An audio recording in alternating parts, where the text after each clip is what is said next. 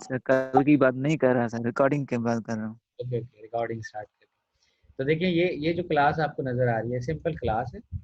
Word class हमने use किया और उसके बाद क्लास का नाम दिया तो ये, और उसमें दो हम पार्टिशन बनाए, एक है पब्लिक और दूसरा है प्राइवेट। जैसे मैंने बताया था पब्लिक का मतलब है इसके अंदर ये जो फंक्शन या चीज़ें जो हम बना रहे हैं ये क्लास से बाहर इनको कॉल कर सकते हैं, ये फंक्शन क्लास से बाहर कॉल हो सकते हैं। अच्छा, ये जो प्राइवेट मेंबर हैं ये डायरेक्ट क्लास से बाहर कॉल नहीं हो सकते, एक्सेस नहीं हो सकते, लेकिन ये फंक्शन इनको एक्सेस करके दे सकते हैं। तो हम ये कह देंगे कि ये फंक्शन जो इनको एक्सेस दे करके देंगे उनको हम कहते हैं सक्सेसर या एक्सेसर। ठीक है, फंक्शन को एक्सेस करके या इनको दूसरा हम वर्ड यूज करते हैं गेटर सेटर। अगर इन फंक्शन इन वेरिएबल की जो कि प्राइवेट हैं इनकी हमें वैल्यू मॉडिफाई करनी हो तो हम करेंगे उसको सेट फंक्शन से, और उनकी अगर वैल्यू हमें गेट करनी हो तो वो करेंगे हम गेट फंक्शन से। तो यहाँ देखें ये फंक्शन सेट क्या करता है, न्यू मंथ और न्यू डे सेट कर रहा है, और ये फंक्शन सिर्फ न्यू मंथ सेट कर रहा है। ये फंक्शन गेट मंथ नंबर ले रहा है और ये फंक्शन गेट डे ले रहा है। तो ये दोनों फंक्शन जो है वो गेटर हैं और ये दोनों फंक्शन सेटर हैं, और दोनों कर किसको रहे हैं, और प्राइवेट डेटा को। प्राइवेट डेटा डायरेक्टली एक्सेसिबल नहीं होगा आउटसाइड ऑफ क्लास, लेकिन फंक्शन एक्सेस करेंगे जो कि फंक्शन पब्लिक होंगे। तो इस तरह से हमारे पास कॉल हो जाती है। अच्छा, ये जो कंस्ट्रक्ट आप नज़र आ रहा है ये स्टेटमेंट को देखें गौर से। ये क्लास का नाम यूज़ करके जब हम वेरिएबल क्रिएट करते हैं तो एक्चुअली ये ऑब्जेक्ट क्रिएट हो जाती है, और वो ऑब्जेक्ट कहलाती है इंस्टेंस। ठीक है, और वो ऑब्जेक्ट किसकी है, डी ऑफ द ईयर, जिस क्लास का नाम यूज़ करेंगे उसी की ऑब्जेक्ट बन जाएगी। ये जो हम 7 और 4 पास कर रहे हैं ये हमारे हैं पैरामीटर्स, आर्ग्यूमेंट पास कर रहे हैं। ये हमने जब कंस्ट्रक्टर डिफाइन किया था तो वहाँ हमने इनको डिफाइन किया था। देखिए यहाँ पे ये वाला दिस वन, ये मंथ है और ये डे वैल्यू, इनको हमने डिफाइन किया था। तब हम यहाँ पर इनको पास करके ऐसी ऑब्जेक्ट बना सकते हैं जिसका मंथ 7 हो और डे 4 हो, मंथ 5 हो और डेट 5, तो ऐसी दो डेट हम क्रिएट कर सकते हैं। ठीक है, ये डेफिनेशन आ गई कंस्ट्रक्टर की, जो कि आपसे मैं पूछूं कि कंस्ट्रक्टर क्या होता है तो बजाय आप आएँ बाएँ शाएँ करने के आप प्रॉपर डेफिनेशन बोलना सीखें। वो क्या है, एक constructor is a member function of the class. पहले तो ये बताएं कंस्ट्रक्टर है क्या, फंक्शन है, और दूसरा कौन सा फंक्शन है, मेंबर फंक्शन। फंक्शन तो हम वैसे ही बनाते थे, आपको याद होगा जब मैंने फंक्शन पढ़ाए थे आपको उसमें नॉर्मल प्रोग्रामिंग में, जब हम मेन के अंदर फंक्शन बनाते हैं फंक्शन तो वो भी में हो, लेकिन ये कौन से फंक्शन है, मेंबर फंक्शन। मेंबर फंक्शन मतलब ये क्लास के अंदर बनाए जाते हैं, that has the same name. दूसरा इस मेंबर फंक्शन की क्वालिटी क्या है, इसका नाम वही होगा एज द क्लास, तो क्लास का होगा। Constructor is called automatically. तीसरी फीचर ये है कि ऑटोमेटिकली कॉल हो जाता है जब हम उस क्लास का नाम यूज करते हुए वेरिएबल क्रिएट करते हैं, यानी इंस्टेंस क्रिएट करते हैं। मैंने ऑब्जेक्ट ऑफ द डिक्लेयर्ड, तो दूसरा ये होगा जब ऑब्जेक्ट क्रिएट करेंगे तो कंस्ट्रक्टर ऑटोमेटिकली कॉल हो जाएगा। Constructor are use to initialize object. ठीक है, constructor are use to initialize object. अब आपकी जो ऑब्जेक्ट है उसके अंदर जो वेरिएबल थे जैसे डे और मंथ, उनकी वैल्यू क्या होनी चाहिए, उनको इनिशियलाइज करने के लिए इस्तेमाल किया जाता है। A constructor must have same name as the class of which it is a member. दोबारा इस चीज को दोबारा से फोकस किया गया है कि कंस्ट्रक्टर का नाम वही होना चाहिए जो क्लास का हो। ऊपर भी कहा है देखें सेम नेम एज क्लास, लेकिन दोबारा क्या है, कंस्ट्रक्टर मस्ट, ऐसा नहीं हो सकता किसी और नाम से बना दें, same name as the class of which it is a member. ठीक है, उसी का होना चाहिए, तब जाके आपके कंस्ट्रक्टर जो है प्रॉपरली चीज़ों को शो करेगी। तो फर्दर आप कंस्ट्रक्टर के अंदर इफ एल्स कॉल करें, वेरिएबल कॉल करें, फॉर लूप चलाएं, वार लूप चलाएं, वो सारा कुछ कर सकते हैं जैसे फंक्शन के अंदर कर सकते हैं। तो यहाँ इन्होंने क्या किया है कि कंस्ट्रक्टर के अंदर डे ऑफ द ईयर ये चेक करने की कोशिश की है कि आपका कंस्ट्रक्टर के अंदर जो वैल्यू इनिशियलाइज हो वो सही हो, मतलब मंथ जो है वो 1 से 12 के दरमियान हो और डे जो है 1 से 31 के दरमियान हो। इसके अलावा अगर मंथ या डे कोई इंटर करता है तो वो इनवैलिड हो और वो इनिशियलाइज ना करे, एग्जिट कर दे फंक्शन। ठीक है, पिछली क्लास में हमने प्रोग्राम बना के भी देखा था, इसको चेक भी किया था। मैंने दोबारा से आपको रिकॉल करके मैप कर रहा हूँ ताकि मैं आगे मूव करके आपको एक नया कॉन्सेप्ट सिखा सकूँ। ये फंक्शंस हमने कॉल किए थे, आप लोगों ने कुछ ने सबमिट भी करवाए हैं, कुछ लोगों ने सिर्फ एक्सक्यूजेस किए हैं। जिन्होंने सबमिट करवाए उनको नंबर मिल जाएंगे, जिन्होंने एक्सक्यूजेस किए उनको गुड बाय कह दिया जाएगा। सॉरी, सिंपल सॉरी है। अगर आप काम ही नहीं करेंगे तो फिर सीख नहीं पाएंगे, और सीख नहीं पाएंगे तो फिर आप कोर्स क्लास करने के काबिल भी नहीं है। ठीक है, तो एक कंसेप्ट ये था कंस्ट्रक्टर का। अच्छा जी, अब आते हैं हम दूसरी चीज़ पे। टूल्स की जब मैंने बात की थी आपको, उसमें मैंने टूल्स में बताया था ओवरलोडिंग, ओवरराइड। ओवरलोडिंग क्या है? एक ही कंस्ट्रक्टर के मल्टीपल हम नाम बना दें, मल्टीपल फंक्शन बना दें, लेकिन उनके सिग्नेचर डिफरेंट हो तो ये कहलाएगा ओवरलोडिंग। फर्दर कुछ टूल्स हैं जो पैरामीटर्स वगैरह हम यूज़ करते हैं, ठीक है, उनको हम डिस्कस करेंगे। तो ये मैं देखें, मैं आपको ये बुक से खोल के दिखाने का मतलब ये था कि आप ये याद कर लें कि ये जितने भी टॉपिक मैं स्लाइड से करवा रहा हूँ ये बुक में सेम सीक्वेंस के अंदर मौजूद है। तो अब मैं स्लाइड को ओपन कर लेता हूँ और स्लाइड को शेयर कर देता हूँ आपके साथ। न्यू स्क्रीन शेयर, और ये स्लाइड शेयर हो, और मैं वहीं पे जाता हूँ जहाँ हमने स्टॉप किया था। ये फंक्शन हमने कर लिए थे। डिफ़ॉल्ट कंस्ट्रक्टर, ऐसा कंस्ट्रक्टर अगर आप ना बनाएं कंस्ट्रक्टर ऑटोमेटिकली कॉल हो जाता है, ऑटो जनरेटेड होता है। लेकिन अगर आपने कोई कंस्ट्रक्टर बना दिया तो फिर आप डिफ़ॉल्ट कंस्ट्रक्टर को बनाएंगे, फिर ऑटोमेटिकली कॉल नहीं होगा। फिर आपको खाली कंस्ट्रक्टर जो ब्लैंक होता है विदाउट पैरामीटर वो बनाना पड़ेगा। टाइप ऑफ क्लास रिलेशनशिप मैंने बताया था, पावरफुल ऑब्जेक्ट प्रिंसिपल्स को एम्प्लॉय करता है। क्लास के जो मेंबर होते हैं, वेरिएबल जिसको हम कहते हैं, उसका फ़ायदा ये होता है कि जितनी भी आप ऑब्जेक्ट बनाएंगे उन तमाम में वो मेंबर ऑटोमेटिकली क्रिएट हो जाएंगे। तो आपको डेटा मेंबर बनाने की ज़रूरत नहीं है, वो ऑटोमेटिकली जितनी ऑब्जेक्ट बनाएंगे। लेट्स सपोज आप एक पर्सन के बारे में डेटा कलेक्ट कर रहे हैं, तो आपने पर्सन की बता दिया कि पर्सन का नेम है, डेट ऑफ बर्थ है, उसका एड्रेस है, उसका मदर नेम है, उसका फादर नेम है, उसका नंबर ऑफ किड्स है, उसकी जॉब है, उसके लेट्स सपोज 50 आपने एट्रीब्यूट बना दिए। उन 50 एट्रीब्यूट में क्या होगा, अब आपने 5% बनाने थे। एक्चुअली अगर आपको 5% बनाने होते वैसे विदाउट क्लासेस, तो आपको 50 को मल्टीप्लाई कर लें 5 से, तो तकरीबन कितने बनेंगे मैथमेटिक्स वालों? 250। हाँ, तो 50 को 25 इससे मल्टीप्लाई करेंगे ढाई सौ, टू 250 250 वेरिएबल बनाने को, ठीक है ना। विद 250। लेकिन अभी क्या होगा कि जब आप क्लास में बता देंगे तो आप जस्ट लिखेंगे P1 P2 P3 P4 P5 ऐसे वेरिएबल बनाएंगे 5, और आपके 250 वेरिएबल ऑटोमेटिकली क्रिएट हो जाएंगे। तो ये फ़ायदा एक बड़ा है, पावरफुल टूल है ऑब्जेक्ट ओरिएंटेड प्रोग्रामिंग का जो क्लासेस आपको देती है। तो इस नोटेशन को आप यूज़ करने से आपको बड़ा फ़ायदा होता है क्लासेस का। अब हम थोड़ा सा आगे चलते हैं। फंक्शंस, जो फंक्शन बनाते हैं, देखिए एक तो नॉर्मल फंक्शन होते हैं, जैसे कि मैंने बताया, एक तो क्लास के अंदर कंस्ट्रक्टर है वो भी फंक्शन है, ठीक है, उसकी पैरामीटर बता दिए कि नाम सेम होगा क्लास का नेम। नॉर्मल फंक्शन ही बन सकते हैं, नॉर्मल फंक्शन जितने बनाने आ चाहें आप बना लें।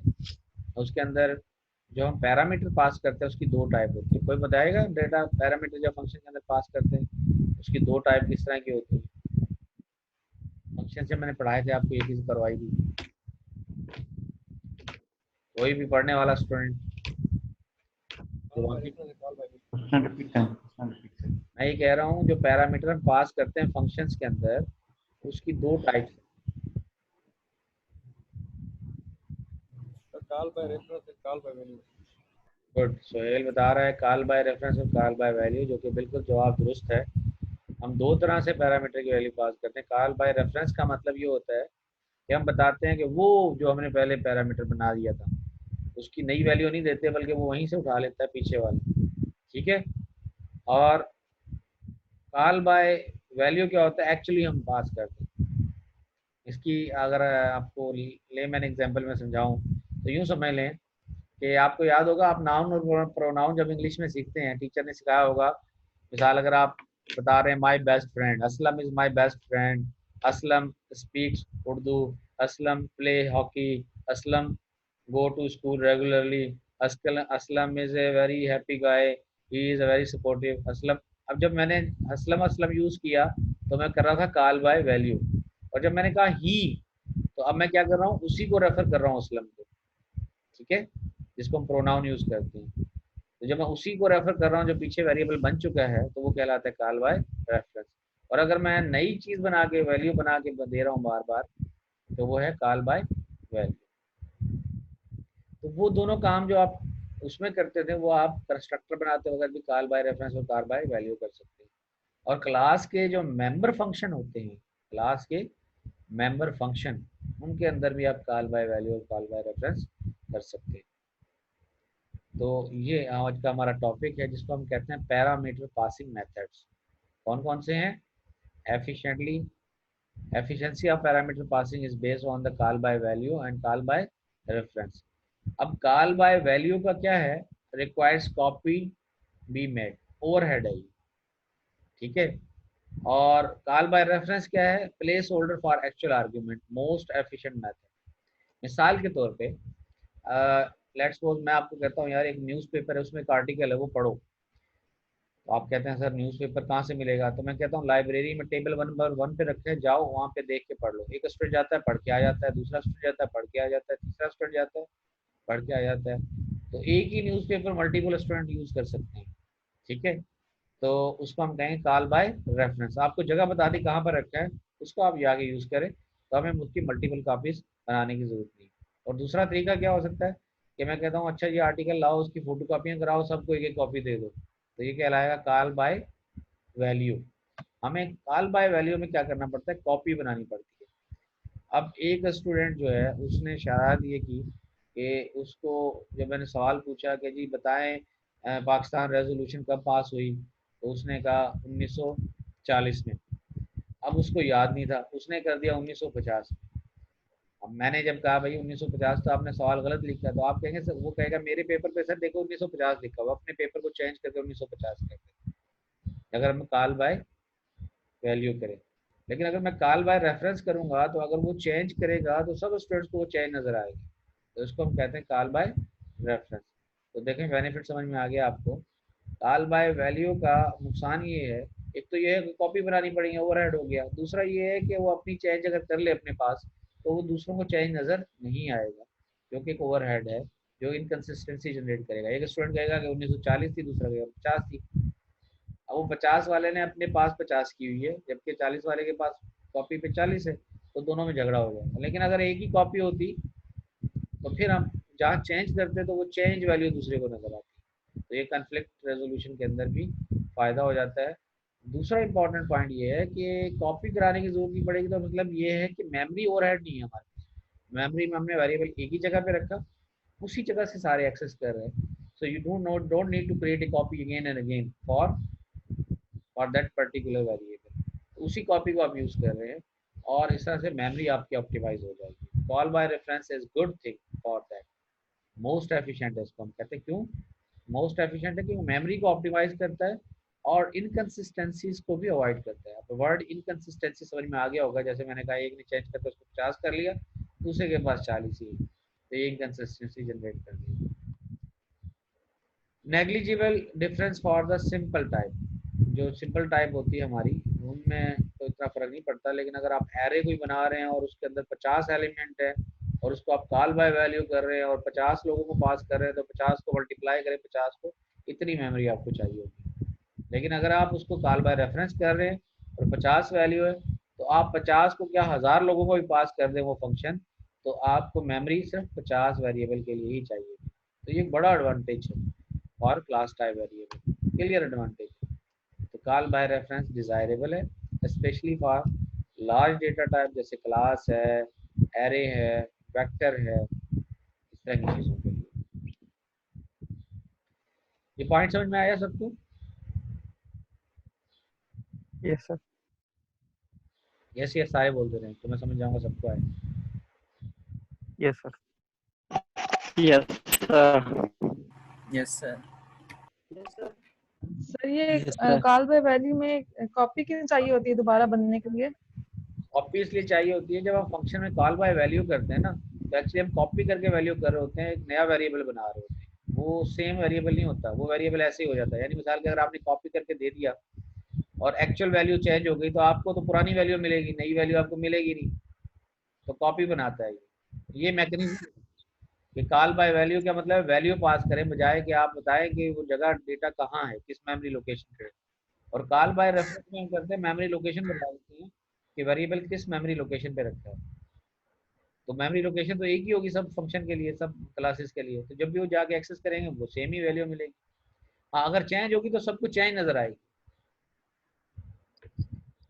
क्लियर है आशा, ईशा?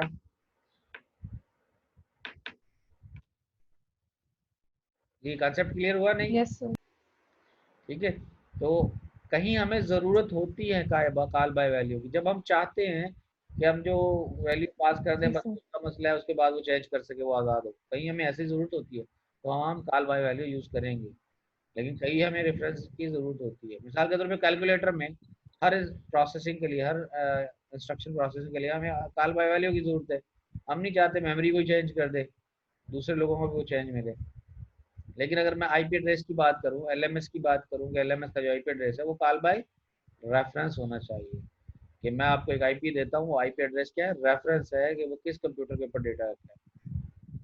ठीक है, इस तरह से। अच्छा जी, नेक्स्ट हमारा कंसेप्ट है कॉन्स्ट पैरामीटर मॉडिफाई। कॉन्स्ट का मतलब है कांस्टेंट। ठीक है। Large data type typically class desired to use pass by reference even if function will not make modification, लेकिन फिर भी वो क्या करेंगे, पास बाय रेफरेंस करेंगे। अगर आप चाहते हैं कि प्रोटेक्ट करें, कि देखिए पास बाय रेफरेंस से क्या होगा, आप गौर से सुने कॉन्सेप्ट। मैंने आपको कहा कि जी देखिए टेबल नंबर 1 पे जो आर्टिकल रखा है उसको जाके पढ़े। अब आप गए टेबल 1 पे जो आर्टिकल था उसके अंदर आपने चेंजेस कर दिए। अब दूसरे स्टूडेंट ने जाके उसको पढ़ा तो उसको वो चेंजेस के साथ मिला, दूसरे ने वो याद कर लिया। मिसाल के तौर पे आपने शरारत की और आपने उसमें लिखा हुआ था कि जी आर्टिकल के अंदर के रेजोल्यूशन वाज पास टू 1940, आपने उसको 40 को 60 बना दिया। अब दूसरे स्टूडेंट ने आगे पढ़ा 60। अब आपको तो पता है सवाल का जवाब 40 है, उसने 60 पढ़ा, दूसरे ने 60 पढ़ा। अब जब मैंने सवाल पूछा तो जिसने 60 पढ़ा वो तो 60 बताएगा, मैं बोलूँगा गलत, और जिसने 40 पढ़ा है वो बताएगा 40, मैं कहूँ हाँ सही, क्योंकि मैं जानता हूँ कि 40 है। अब रेफरेंस से क्या हुआ कि एक्चुअल वैल्यू मॉडिफाई होने से बाकी लोगों को नुकसान हुआ। पहले वाले ने तो रीड कर ली और उसको प्रॉपर वैल्यू मिल गई, लेकिन उसने दूसरों वालों के लिए प्रॉब्लम कर दिया, क्योंकि सबके पास वही एक्सेसिबल चीज़ है जिससे वो डेटा एक्सेस करेंगे। तो ये एक नुकसानदेह चीज़ हो गई पास बाय रेफरेंस। इस नुकसानदेह चीज़ को रोकने के लिए मुझे क्या करना पड़ेगा, मैं कहूँगा ठीक है जी जाओ टेबल 1 लाइब्रेरी के अंदर टेबल 1 पे जो आर्टिकल पढ़ा है उसको पढ़ो, लेकिन लाइब्रेरी वालों को बोलूँगा कि टेबल 1 जो आर्टिकल है ना टेबल पे, इसके ऊपर एक शीशा रख दो और शीशा फिक्स कर दो। बस स्टूडेंट आए और आर्टिकल पढ़ के चला जाए, उसके अंदर कोई चेंजेस ना कर पाए। बात समझ में आ रही है? Change yes sir. मतलब आर्टिकल को अगर मैं रिस्ट्रिक्ट करूँ कि सिर्फ उसको देख सके, उसको यूज कर सके, समझ सकें, लेकिन उसके अंदर मॉडिफिकेशन ना कर पाए, तो मैं कैसे करूँगा? प्रोग्रामिंग के जरिए मैं क्या करता हूँ, एक कॉन्स्ट पैरामीटर यूज करता हूँ, कांस्टेंट वर्ड यूज कर लेता हूँ। कांस्टेंट वर्ड से क्या होगा कि वो जगह पे तो वहीं रखा होगा, लेकिन आप उसको मॉडिफाई नहीं कर पाएंगे। तो हम क्या करते हैं, protect argument use const parameter also called constant call by reference parameter. Place keyword const before the type. अगर डेटा टाइप के सामने कॉन्स्ट लगा देंगे तो अब उस वेरिएबल को चेंज कोई नहीं कर सकता। मेक पैरामीटर रीड ओनली, बस रीड कर सकते हैं आप, उसको चेंज नहीं कर सकते। जैसे मैंने कहा कि टेबल के ऊपर आर्टिकल रखा है, उस आर्टिकल के ऊपर शीशा रखा है और शीशा फिक्स है, तो आप आर्टिकल के अंदर 1940 लिखा हुआ 40 को 50 नहीं कर सकते, क्योंकि आप एक्सेसिबल ही नहीं है आपको चेंज करना। तो ये हम करते हैं using the const parameter. Attempt to modify table parameter result in the in compile error. अगर आप उसको चेंज करने की कोशिश भी करते हैं तो आपको एरर आ जाएगा, जो कि एरर क्या है, कंपाइलेशन है, मतलब प्रोग्राम चलेगा ही। यूज ऑफ कांस्टेंट कहाँ यूज करना चाहिए, क्या इस्तेमालात हैं, तो मैंने आपको बता दिया कि अगर कोई उसको गलत इस्तेमाल करना चाहे एनोनिमस से में, तो वो है all or nothing if no need for function modification protect parameter with const. आपको पता है कि अगर आपको पता है कि इसकी वैल्यू चेंज होगी नहीं, तो आप आंखें बंद करके उसको क्या कर दें, प्रोटेक्ट कर दें, और प्रोटेक्ट कर दें कांस्ट वर्ड लगा के।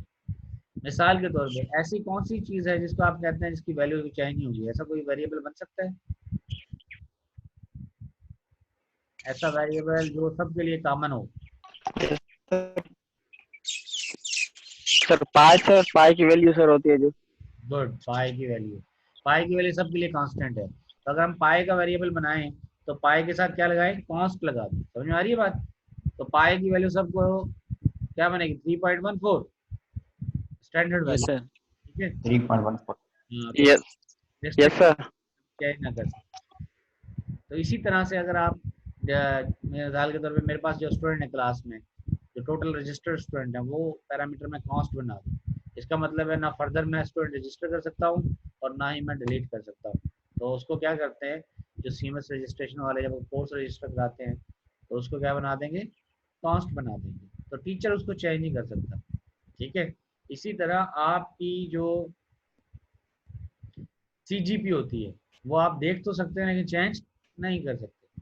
तो वो भी हम क्या करते हैं, कॉस्ट बनाते हैं। हम कॉस्ट बनाते हैं जब हम मार्क्स इंटर करते हैं। हमारे मार्क्स इंटर किए हुए को कंट्रोलर ऑफ एग्जामिनेशन भी चेंज नहीं कर सकता।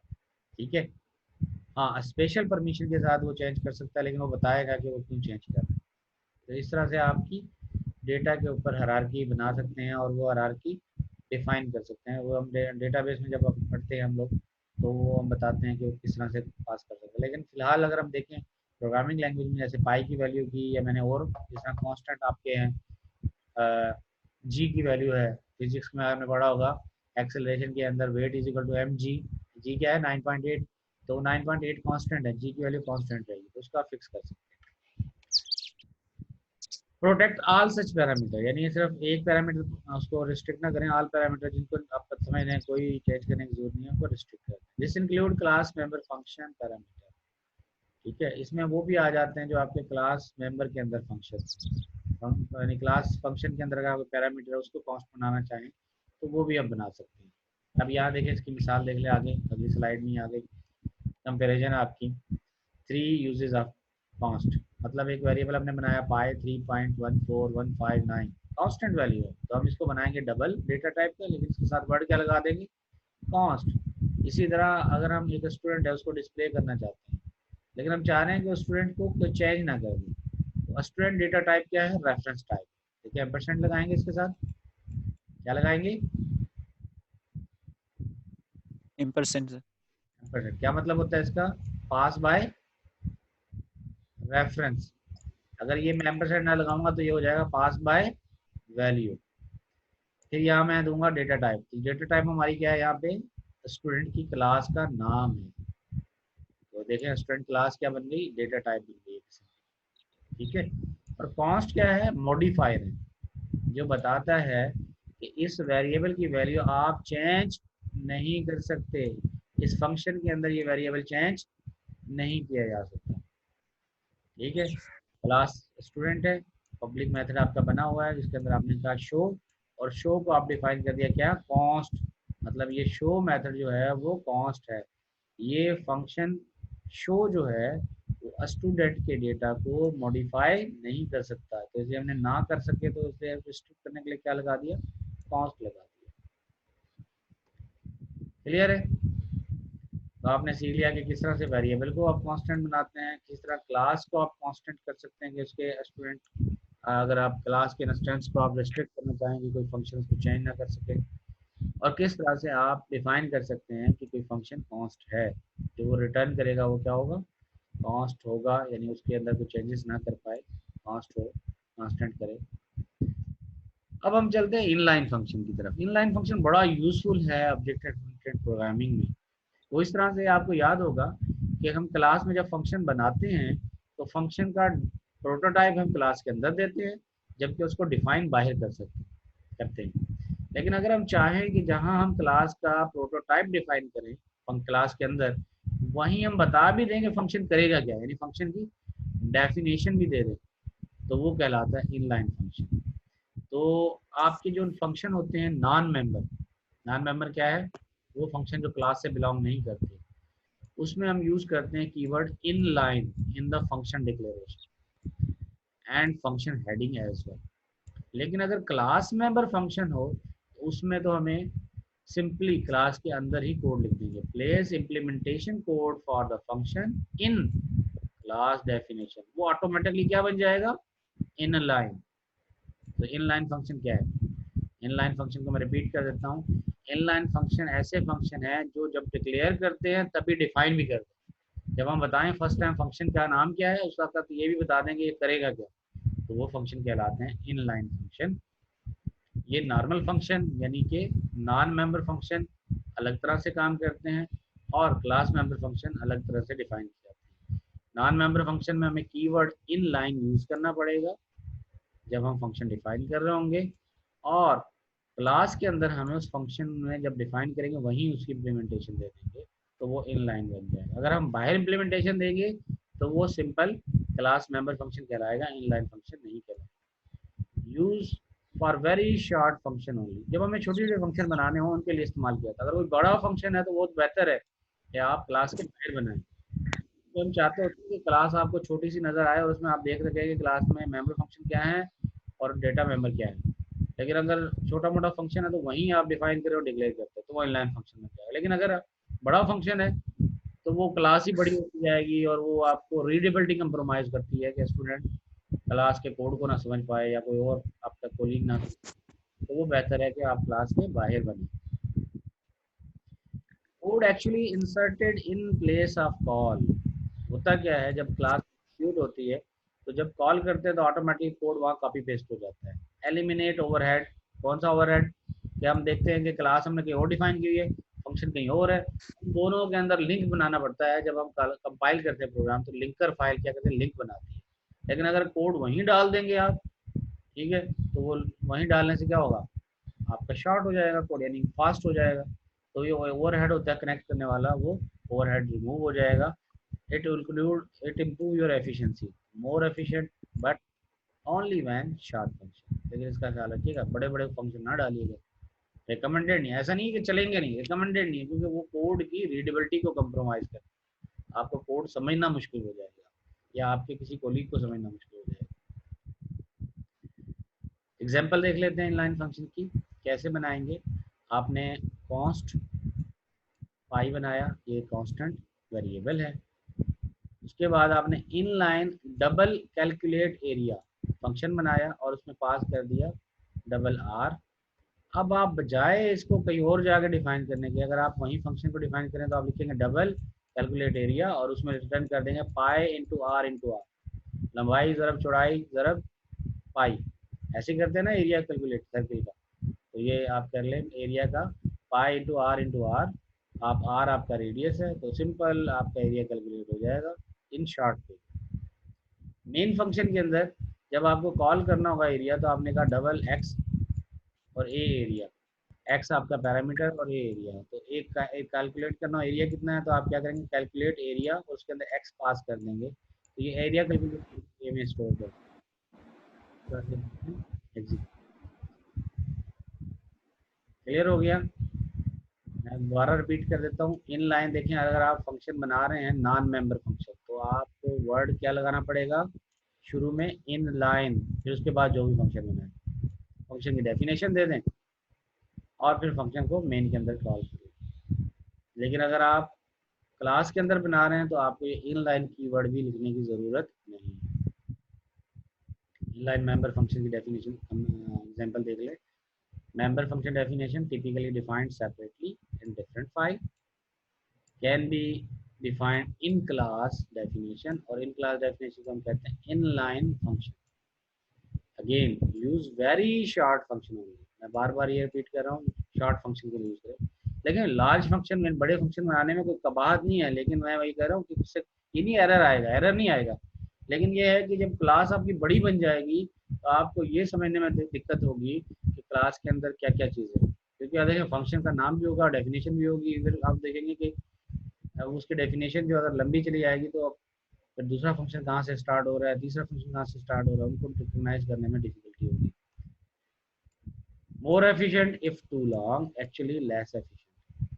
ठीक है, अगर आप बड़े फंक्शन बना के क्लास में डाल देते हैं, क्लास की आपकी लोडिंग स्लो हो जाएगी, क्लास जब मेमोरी में लोड होगी तब भी स्लो, फंक्शन आपको यूज भी नहीं करना फिर भी क्लास के अंदर फंक्शन पूरा डिटेल डेफिनेशन उसकी मौजूद है।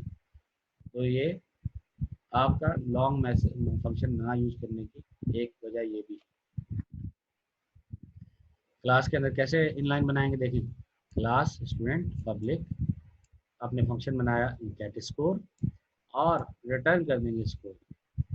अब यहाँ आपने कोई इनलाइन वर्ड ही यूज़ किया था, यहाँ यूज़ करना होता था इनलाइन, क्योंकि क्लास के अंदर ही इसको डिफाइन कर रहे हैं फंक्शन को, तो यहाँ पर इनलाइन कीवर्ड लिखने की जरूरत नहीं। हाँ, मेन फंक्शन अगर आप करते हैं काम तो फिर आपको इनलाइन लिखने की जरूरत पड़ती है। प्राइवेट, आपके पब्लिक, ये पब्लिक मॉडिफायर है, ये प्राइवेट मॉडिफायर, और इसके अंदर आपने सिर्फ स्कोर बनाया इंट स्कोर। देखिए गेटर फंक्शन क्या करता है, स्कोर प्राइवेट है लेकिन उसको पब्लिक फंक्शन एक्सेस कर सकता है। तो मैं कई दफ़ा बता चुका हूँ आपको कि प्राइवेट मेंबर्स को एक्सेस करने के लिए पब्लिक मेंबर्स चाहिए होते हैं उसी क्लास के। जी, पिछली स्लाइड में जो रिटर्न स्कोर था इसका क्या मतलब हुआ था? स्कोर रिटर्न करेगा। यहाँ पे कोई कैलकुलेशन मेथड होगा, यहाँ हमने लाइनें नहीं लिखी हुई, यहाँ पे आप लिखेंगे स्कोर कैलकुलेट कैसे करते हैं, ठीक है, वो भी कर सकते हैं। या आप स्कोर सेम जो इसके अंदर प्राइवेट मेंबर में जो वैल्यू स्टोर है, आपने जब ऑब्जेक्ट बनाई थी उसको आप एक्सेस करना चाहते हैं तो उसको एक्सेस करके रिटर्न कर देगा। अगर आप यहाँ मॉडिफाई करते हैं उस स्कोर को इस एरिया में, तो आप इसको मॉडिफाई भी कर सकते हैं। तो ये इस प्राइवेट मेंबर जो आपका स्कोर है इंटीजर, इस इंटीजर को रिटर्न करने के लिए इस्तेमाल होता है। यही वजह है कि इसकी रिटर्न टाइप भी आपने क्या रखी है, इंटीजर। गेट स्कोर की रिटर्न टाइप क्या है,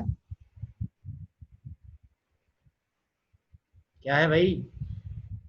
इन ये क्यों है? क्योंकि प्राइवेट इंटीजर है सर। को डिफाइन किया था वो इंटीजर डेटा टाइप का था, इसलिए इसकी रिटर्न टाइप भी इंटीजर रखनी पड़ेगी। क्लियर है यहाँ तक? क्लियर है। चलिए अब मैं थोड़ा सा रिविजिट कर देता हूँ। आज हमने क्या लिया? सर कांस्टेंट क्या होता है, कांस्टेंट वेरिएबल कैसे बनाए जाते हैं, कांस्टेंट फंक्शन के अंदर जब हम पैरामीटर पास करते हैं वो कैसे कांस्टेंट बनाए जाते हैं। कांस्टेंट बनाते क्यों हैं? ताकि हम रेफरेंस टाइप जो है उसको हम रेस्ट्रिक्ट कर सकें कि एक्सेस ना हो सके। वैल्यू टाइप तो उसको बनाने की जरूरत ही नहीं है, वैल्यू टाइप तो कॉपी होती है, वो तो वैसे ही कांस्टेंट हर एक की अलग अलग है।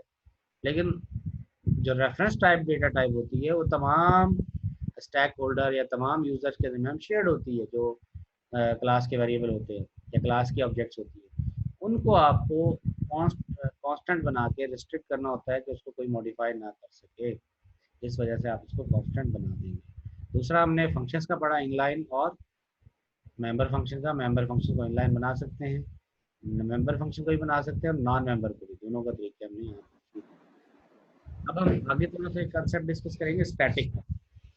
एक चीज है कांस्टेंट, दूसरी चीज है स्टैटिक। स्टैटिक मेंबर वेरिएबल क्या होते हैं? स्टैटिक मेंबर वेरिएबल होते हैं जो हम क्लास में बनाएं और उसको बगैर ऑब्जेक्ट के एक्सेस कर सकें। All object of the class share the one copy of the variable, उसको हम कहेंगे स्टैटिक।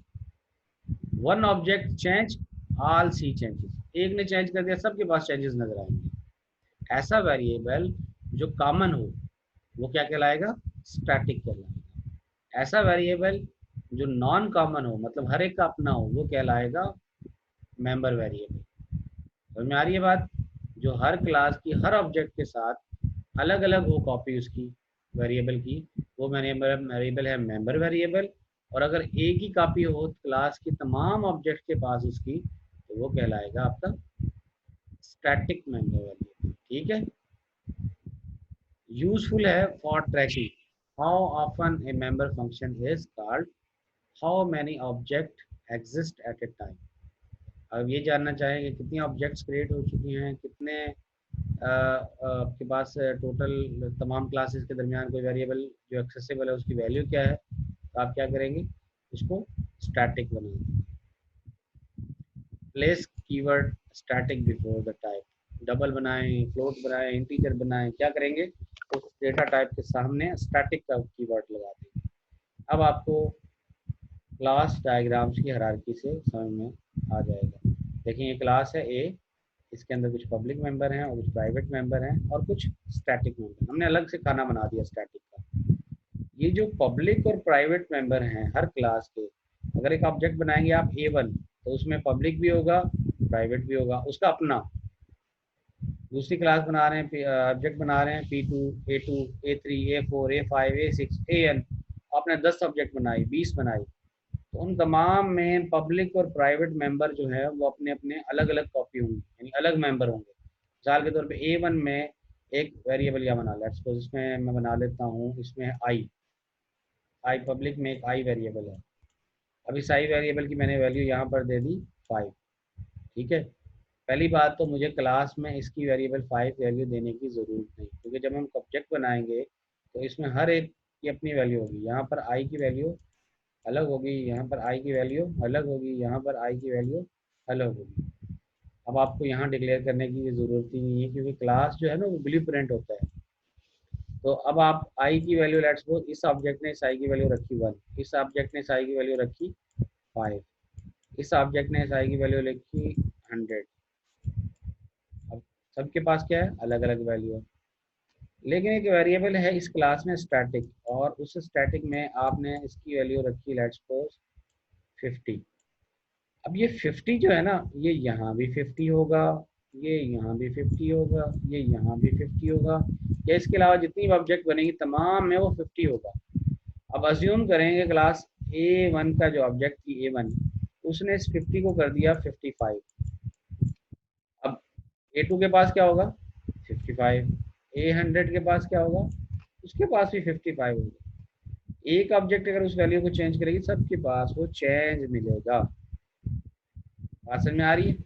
तो ये है वह तरीक़ाकार जिससे हम स्टैटिक वैल्यू शेयर कर सकते हैं। तो ये वेरिएबल नॉन स्टैटिक है और ये वेरिएबल स्टैटिक है, स्टैटिक कीवर्ड के साथ। अब उसका फ़ायदा और नुकसान आप देख लें कहाँ पे यूज़ करना होता है। कि अगर आप देखते हैं कि यार एक स्टूडेंट जो है, आप लोगों ने 5 स्टूडेंट है, उसमें कोई बनाया, आपने एक असाइनमेंट करने का टाइम डिसाइड किया, सबने डिसाइड कर लिया चले कि 5 बजे हम उसको असाइनमेंट को हल करना शुरू करें, डिस्कशन करेंगे। अब एक स्टूडेंट है, उसने कहा 5 बजे तो मुझे अम्मी को लेके जाना है शॉपिंग के लिए, ईद की शॉपिंग करानी है, मोटरसाइकिल मुझे चलानी आती है, बड़े भाई को आती नहीं है। अब 5 बजे की बजाय 6 बजे कर लेते हैं इसको टाइम। तो अब वो टाइम जब चेंज करेगा 6 बजे, तो वो सबको बताएगा कि 6 बजे हो गया, क्योंकि टाइम जो है सबके लिए क्या हो गया, कॉमन है, स्टैटिक है। अब वो अम्मी को जब लेके जाती है, वो उसको वो 5:30 बजे करेगा या 5:15 बजे करेगा या 4:30 बजे करेगा, हो सकता है 5 बजे उसको सोने का मूड कर रहा हो, इसलिए उसने चेंज करवाया हो। तो वो उसके लिए अलग है, वो नॉन स्टैटिक में होगा टाइमिंग। लेकिन जो बाकी क्लासेस के दरमियान शेयर टाइम है ऑब्जेक्ट के दरमियान, वो आपका टाइम क्या बनेगा, स्टैटिक बनेगा। मतलब एक स्टूडेंट उसको मॉडिफाई करे तो सबसे डिस्कस करके, भाई मैं इसको मॉडिफाई कर रहा हूँ, अपने पास नोट कर लो, तो मॉडिफाई करें, और वो नोटिफाई की सबके पास कॉपी होनी चाहिए। अदरवाइज क्या होगा, अगर कोई हम नॉन स्टैटिक बना दें तो एक मॉडिफाई कर देगा और बाकी के पास पुराने वाला टाइम होगा, जिससे एम्बिग्यूटी आएगी, कन्फ्लिक्ट आ जाएगा, लड़ाई हो जाएगी। ठीक है, क्लियर है ज़ुहैब? यस सर क्लियर है। हाँ जी, अब मुझे जो है ना वो बताएगा कौन, मुझे मुस्कान बताएगी स्टैटिक और नॉन स्टैटिक में क्या है।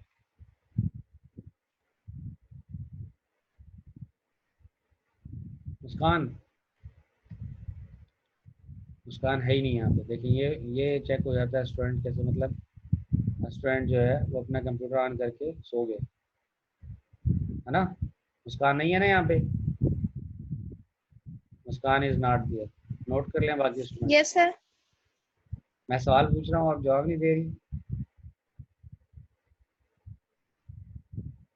आपने सवाल ही नहीं सुना, ऐसा ही है ना मुस्कान? Yes sir. सवाल सुना है आपने? Sir sir sir internet issue. Internet issue तो मुझे भी पता चल जाता है, यहाँ से डिसेबल हो जाते हैं आप, और मेरे पास मैसेज आता है कि ये student. Sir I am here. आप सवाल बता दें, मैंने क्या पूछा था?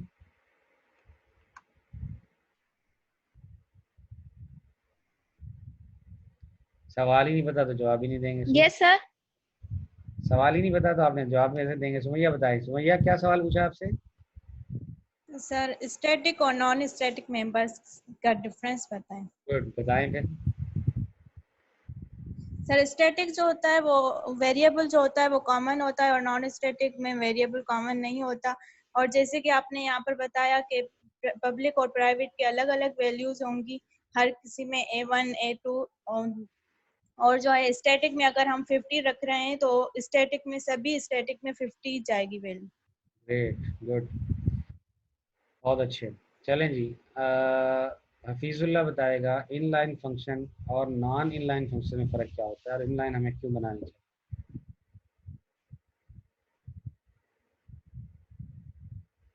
Hafizullah, Hafeezullah is there? Yes sir. जी, एक्सप्लेन करें। सर इस वक्त समझ में नहीं आ रहा सर, बाद में रिकॉर्डिंग सुन लेंगे सर। ये क्या बात हुई, इस वक्त क्यों नहीं समझ में आ रहा? बिल्कुल स्लो मोशन के अंदर मैं आपको समझाने की कोशिश कर रहा हूँ, इसका मतलब आप सुन नहीं रहे, कुछ और कर रहे हैं। सुन रहा हूँ सर, लेकिन समझ में कम आ रहा है सर, इसीलिए। बड़ा क्लियर बताया मैंने। चलें जी, सोहेल अहमद बताएंगे।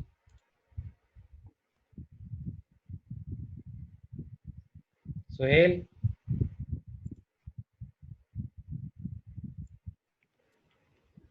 सोहेल नहीं है यहाँ पे? Sir present sir. हाँ, तो बताएं इनलाइन फंक्शन और ना सिंपल फंक्शन में क्या फ़र्क है? सर इनलाइन फंक्शन हम जो बनाते हैं तो वो वही इसमें क्लास में हम उसकी डेफिनेशन डिफाइन करते हैं।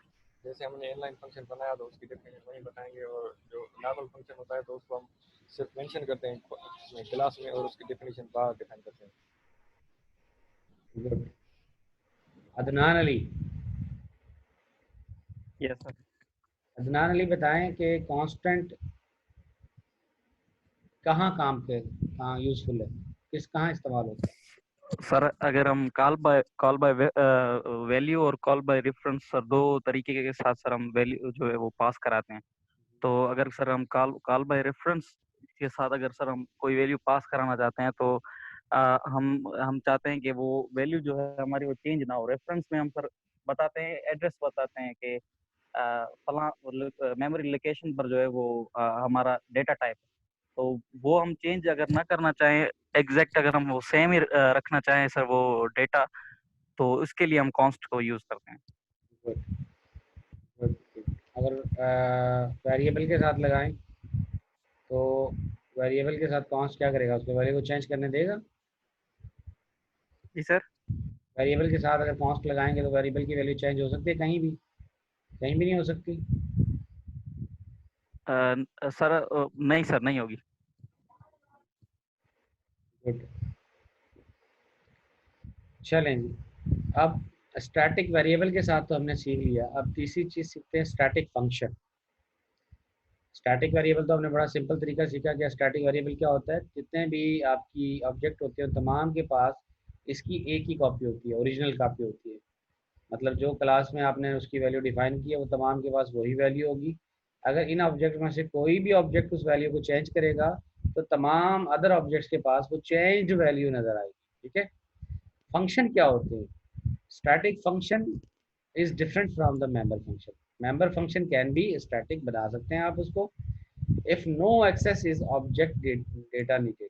अगर आप एक ऐसा फंक्शन बनाएं क्लास में जो उस ऑब्जेक्ट के डेटा को नीड एक्सेस ना कर रहा हो, सिंपल फंक्शन हो जो क्लास के लेवल पर डिफाइन किया गया हो, यानी हर क्लास की ऑब्जेक्ट के हर क्लास के हर ऑब्जेक्ट के साथ वो same function same behaviour they रहा हो, उस फंक्शन को हम कहते हैं static function. And still must be member of the class, make it a static function. तो क्लास के अंदर बना दें, स्टैटिक बना दें, मेंबर है लेकिन कोई डेटा मेंबर को एक्सेस नहीं कर रहा तो वो क्या कहलाएगा? Static function. Can be called outside of the class, class के बाहर उसको कॉल कर सकते हैं, बगैर क्लास के कॉल भी कर सकते हैं। आप ऑब्जेक्ट क्रिएट किए बगैर भी उस क्लास के फंक्शन को कॉल कर सकते हैं। ऐसे फंक्शन को हम कहते हैं स्टैटिक फंक्शन। मतलब आपने क्लास बनाई, उसकी कोई ऑब्जेक्ट ही बनाई और आप उसके फंक्शन कॉल करना चाहते हैं तो कौन सा फंक्शन कॉल कर सकते हैं? सिर्फ static function. Non static function call नहीं कर सकते। नॉन स्टैटिक फंक्शन के लिए आपको ऑब्जेक्ट क्रिएट करना ज़रूरी है, क्योंकि ऑब्जेक्ट क्रिएट होगी तो फिर आपका फंक्शन एक्सेसिबल होगा। क्लियर है? तो ऐसे फंक्शन जो तमाम ऑब्जेक्ट के साथ सेम होता है, कॉमन होता है, वो स्टैटिक फंक्शन कहलाता है। सर दोबारा बता। देखें, अब आपको मैंने बताया कि अगर आपने एक क्लास बनाई पर्सन की, आपने पर्सन की कोई ऑब्जेक्ट बनाई नहीं है। अगर आपकी पर्सन की ऑब्जेक्ट बनाते हैं P1 और P1 का नेम डिस्प्ले करवाना चाहते हैं तो फंक्शन कॉल कर सकते हैं जो कि डिस्प्ले करे उस P1 का नेम को। लेकिन अगर आपने कोई ऑब्जेक्ट क्रिएट ही नहीं की और कोई फंक्शन कॉल करना चाहते हैं तो फंक्शन कोई कॉल नहीं हो सकता सिवाय कि वो फंक्शन स्टैटिक हो। स्टैटिक फंक्शन ऐसा फंक्शन होता है जो क्लास लेवल का फंक्शन होता है, यानी क्लास की जितनी ऑब्जेक्ट बनेंगे उनके लिए वो सेम है, और ऑब्जेक्ट ना भी बने तो फिर भी वो फंक्शन कॉल हो सकता है। कैसे कॉल हो सकता है? क्लास के नाम के साथ, क्लास का नाम डॉट फंक्शन नाम यूज करेंगे आप उस फंक्शन को कॉल कर सकेंगे। मिसाल के तौर पर अगर मैं एक बनाता हूँ non class level function, non class object बनाता हूँ। नॉन क्लास ऑब्जेक्ट क्या होगी? मिसाल के तौर पे मैंने सर्वर बनाया। अब सर्वर का एक मेथड है जो कि स्टैटिक है, गेट टर्न। अब क्लास की जो ऑब्जेक्ट्स हैं उनमें तमाम में ऑब्जेक्ट में ये मेथड क्या होगा? शेयर्ड होगा।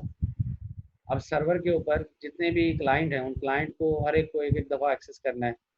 तो अब गेट टर्न मेथड ऐसा है जो बताएगा अब किसकी बारी है, अब किसकी बारी है, अब किसकी बारी। अब ये फंक्शन जो है वो किसी ऑब्जेक्ट का नहीं हो सकता, वो क्लास का फंक्शन होगा। तो अब क्लास का फंक्शन होने की वजह से वो बगैर ऑब्जेक्ट के भी फंक्शन कॉल किया जा सकता है। वो ये कहने के लिए किसका टर्न है, कोई भी ऑब्जेक्ट बनी नहीं हुई कहेगा किसी का टर्न नहीं है। ठीक है, अगर एक ऑब्जेक्ट बनी होगी वो गेट टर्न करेगा, फिर दूसरी ऑब्जेक्ट बनी होगी तो get turn, next next next करके आप ट्रेड करा सकते हैं। तो ऐसे फंक्शन को एक्सेस करने के लिए आपको ऑब्जेक्ट बनाने की जरूरत नहीं। हाँ, क्लास जो आपने बनाई है उसके साथ स्कोप ऑपरेटर यूज करेंगे, ये देखें जैसे आपने यूज किया, और उस फंक्शन को एक्सेस कर लेंगे as well as via class object. अगर आप ऑब्जेक्ट के साथ एक्सेस करना चाहें वो भी हो सकता है, मतलब अगर शेयर्ड मेथड यूज कर रहे हैं, ऑब्जेक्ट बना के यूज कर रहे हैं वो भी होगा, लेकिन अगर ऑब्जेक्ट के बगैर एक्सेस करना चाहे वो भी हो जाएगा। लेकिन अगर जो नॉन स्टैटिक फंक्शन होगा वो सिर्फ ऑब्जेक्ट के साथ एक्सेस हो सकता है, इस तरह से जैसे ये एक्सेस आ रहा है इस तरह से एक्सेस हो सकता है।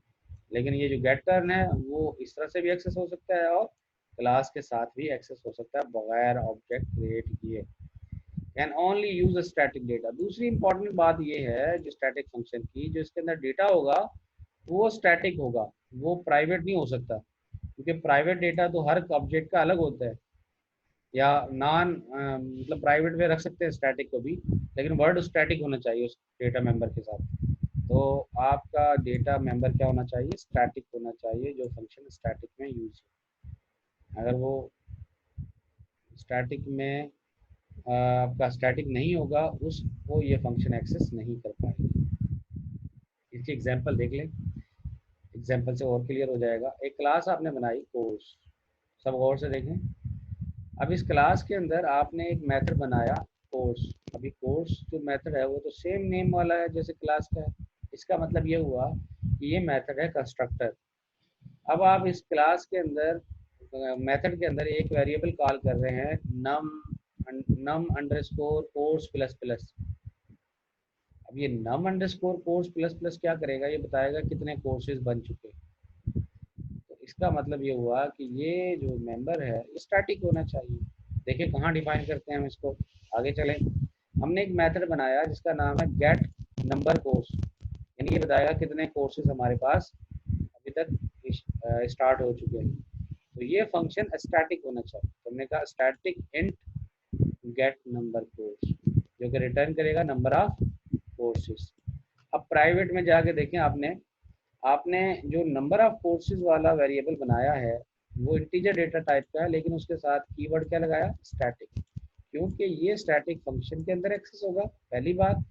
और दूसरी बात, ये आपका कंस्ट्रक्टर के अंदर भी इस्तेमाल हो सकता है, लेकिन क्लास लेवल का है। ये क्लास जैसे ही कंस्ट्रक्टर आपका कॉल होगा तो ये प्लस प्लस हो जाएगा, इसकी वैल्यू चेंज कर देगा। मतलब आपने एक कोर्स की ऑब्जेक्ट बनाई तो उसकी वैल्यू हो जाएगी 1, दूसरी ऑब्जेक्ट बनाई 2, तीसरी ऑब्जेक्ट बनाई 3। तो जितनी भी आप कोर्स की वैल्यू बनाते जाएंगे, ऑब्जेक्ट बनाते जाएंगे, उतनी इसकी वैल्यू बन जाएगी ऑटोमेटिकली, क्योंकि आपका कंस्ट्रक्टर जब कॉल हो रहा है तो ये हो रहा है कोर्स प्लस प्लस। ठीक है। हाँ, ये जो मेंबर है इंट नंबर ऑफ स्टूडेंट, ये डिफरेंट है, ये नॉन स्टैटिक है, और आईडी नॉन स्टैटिक है। कोर्स की आईडी और कोर्स के अंदर जो स्टूडेंट हैं वो क्या होंगे? नॉन स्टैटिक होंगे, वो हर कोर्स के अलग होंगे।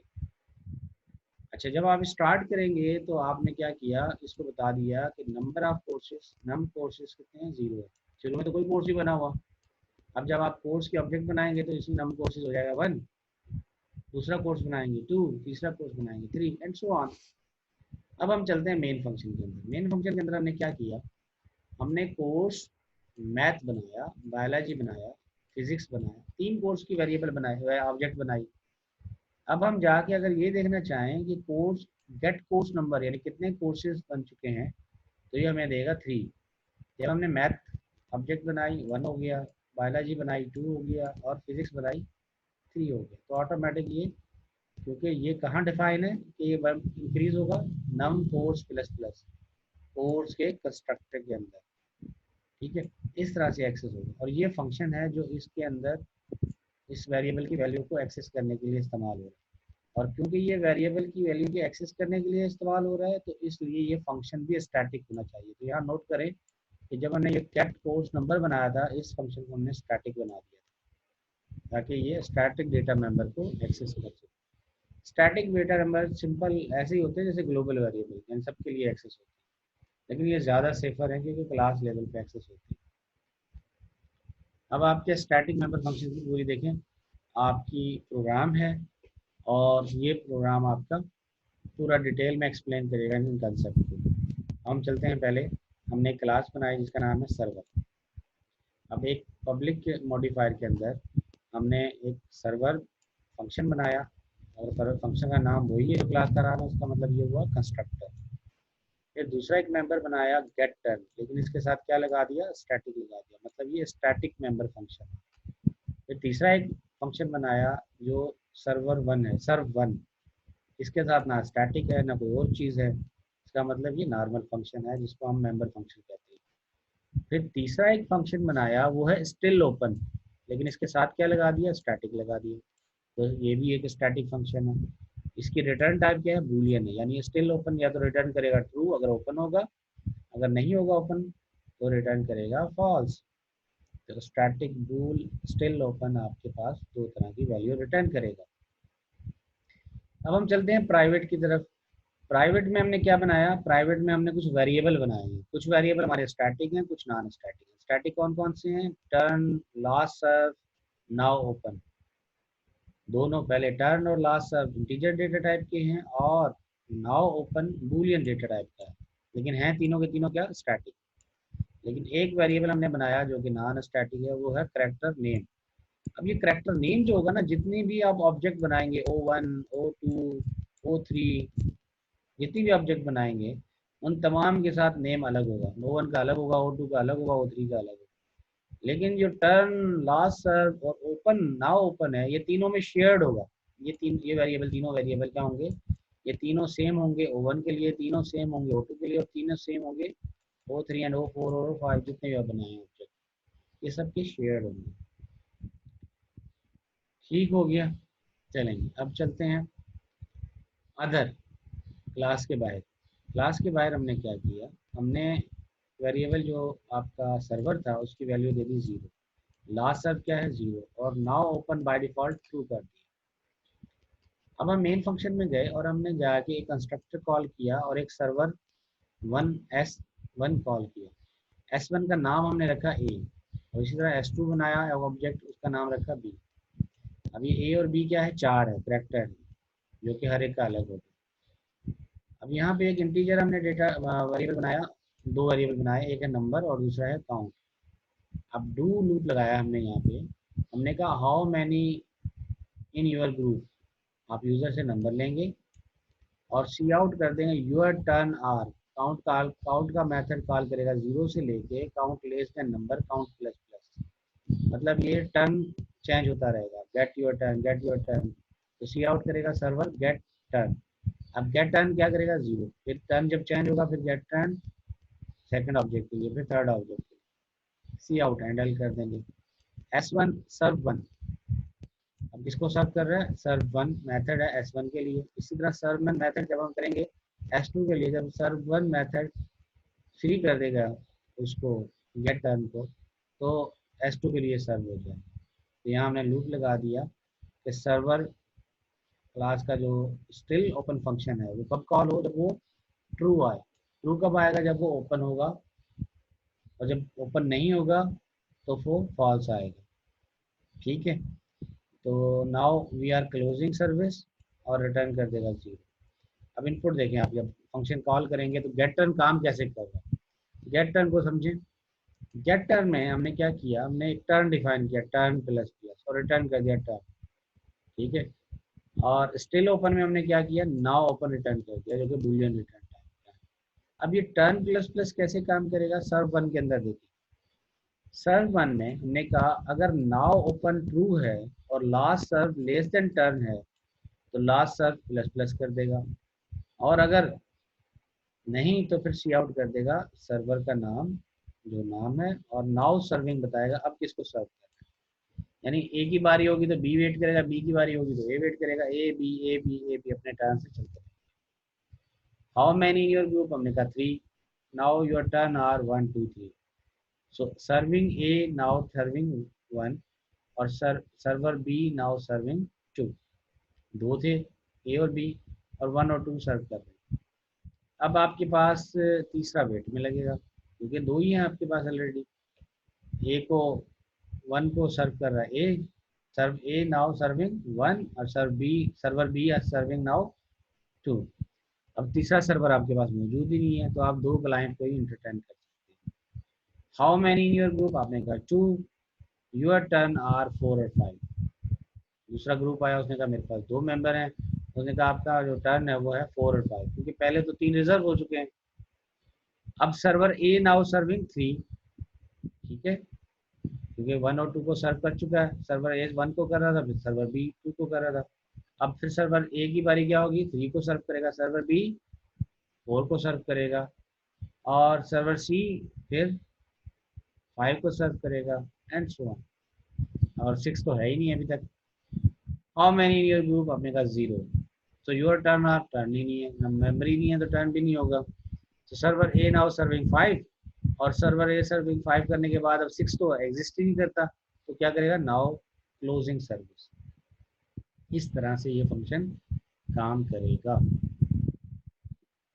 ठीक है, ये आखिरी पॉइंट है, आखिरी स्लाइड हम इसको कवर करते हैं। Static global versus static local variable. फ़र्क क्या होता है स्टैटिक ग्लोबल और स्टैटिक लोकल में? देखें, जो आपका स्टैटिक ग्लोबल होता है वो अगर आपने क्लास लेवल पे बस डिफाइन कर दिया तो आपका जो स्कोप है वो इनसाइड द फंक्शन एक्सेसिबल होगा, लेकिन अगर आपने फंक्शन के अंदर डिफाइन किया है तो वो बाहर एक्सेसिबल नहीं होगा। यही मेन डिफरेंस है कि अगर आपने स्टैटिक इंट एक्स बाहर बनाया फंक्शन से तो वो बाहर भी एक्सेसिबल होगा और फंक्शन के अंदर भी एक्सेसिबल होगा, लेकिन अगर आपने अंदर बनाया है तो वो बाहर एक्सेसिबल नहीं होगा, सिर्फ अंदर accessible. That's the last point. We stop today's lecture. कोई क्वेश्चंस क्यूरी हो आप पूछें। सर ये दोबारा बता दें, स्टैटिक ग्लोबल और static local variable. Static local और ग्लोबल देखें, अगर हम क्लास के अंदर एक स्टैटिक वेरिएबल बनाते हैं तो और उसके अंदर फंक्शन है let's suppose f1 f2 f3, तो उन तमाम फंक्शन तीनों फंक्शन के अंदर ये वेरिएबल एक्सेसिबल होगा। यानी f1 भी उस वेरिएबल को यूज कर सकता है, f2 भी यूज कर सकता है, f3 भी यूज कर सकता है। लेकिन अगर आपने स्टैटिक वेरिएबल बनाया फंक्शन f1 के अंदर तो f2 और f3 के अंदर वो एक्सेसिबल नहीं होगा। तो जो वेरिएबल आपने f1 के अंदर बनाया है इसको हम कहते हैं लोकल। अगर वो वेरिएबल स्टैटिक है तो कहेंगे स्टैटिक लोकल। अगर आपने फंक्शन से बाहर बनाया है, ऊपर बनाया है, जो तीनों फंक्शंस के बाहर है वो फंक्शन के अंदर इस्तेमाल हो सकता है, उसको कहेंगे स्टैटिक ग्लोबल। क्लियर?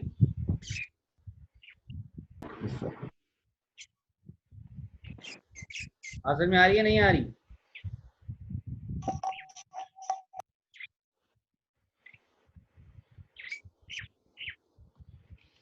क्लियर हो गया कंसेप्ट? Yes sir. चलो स्टॉप करते हैं यहीं पे।